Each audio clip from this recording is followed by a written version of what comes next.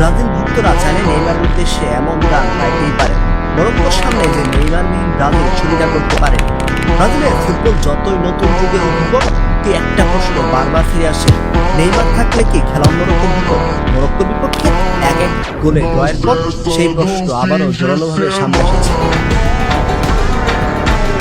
ম্যাচে ব্রাজিলের বেশ কিছু আক্রমণ ছিল দৃষ্টিনন্দন, কিন্তু অসম্পূর্ণ।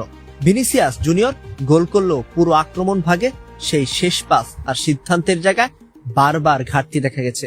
সহজ সুযোগ পেয়েও মিস করেছেন রাফিনহা। অনেক ভক্তের মতে এই জায়গাটাই ছিল নেইমারের সবচেয়ে বড় শক্তি।